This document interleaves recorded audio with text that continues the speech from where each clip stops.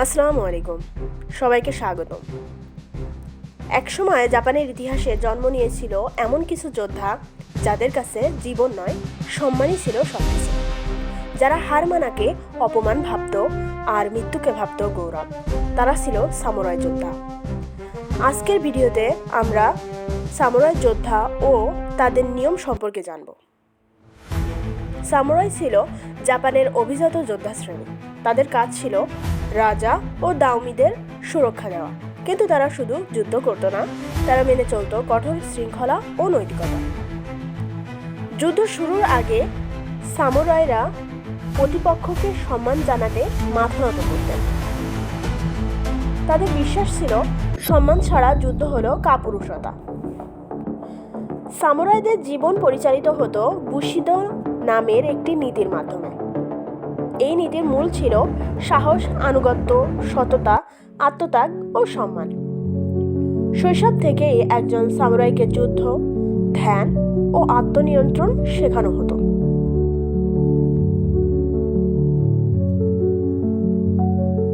একজন সত্যিকারের সামুরাই কখনো মিথ্যা বলতো না, কাপুরুষ হতো না।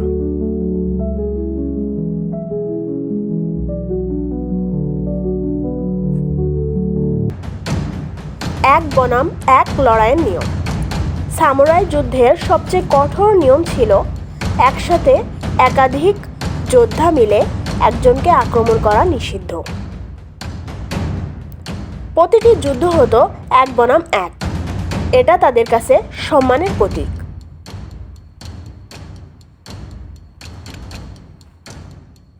সামুরাইদের কাছে পেছন থেকে আক্রমণ করা ছিল অসম্মানজনক। তারা বিশ্বাস করত সত্যিকারের যোদ্ধা কেবল সামনে থেকে লড়াই করে। এ নিয়ম ভাঙা মানে আজীবনের লজ্জা।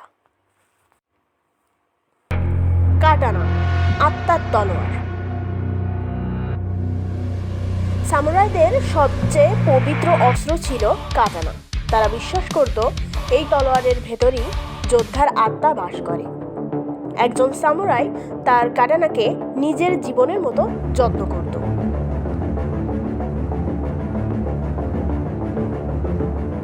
কারণ কাটানা হারানো মানে নিজের সম্মান হারানো।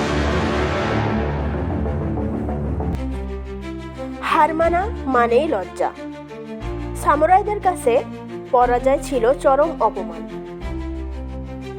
যদি তারা সম্মান হারাতো তাহলে তারা নিজেরাই জীবন উৎসর্গ করত, যাকে বলা হয় সেপক্কু। এটি ছিল শাস্তি নয়, বরং সম্মান ফিরে পাওয়ার শেষ পথ।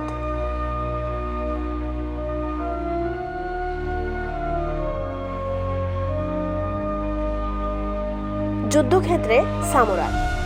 যুদ্ধের ময়দানে সামুরাইরা ছিল নির্ভীক। তারা পিছনে ফিরত না, মৃত্যুকে ভয় করত না, কারণ তারা জানত মৃত্যুর পরেও তাদের নাম বেঁচে থাকবে ইতিহাসে।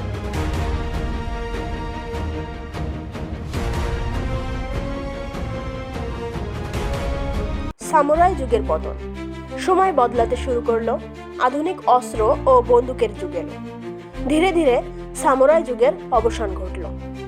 কিন্তু তাদের আদর্শ, শৃঙ্খলা ও সম্মান জাপানের সংস্কৃতিতে জীবিত। সামুরাইরা শুধু যোদ্ধা ছিল না, তারা ছিল আদর্শের প্রতীক। তাদের জীবন আমাদের শেখায় সম্মান ছাড়া জীবন অর্থহীন। ধন্যবাদ সবাইকে।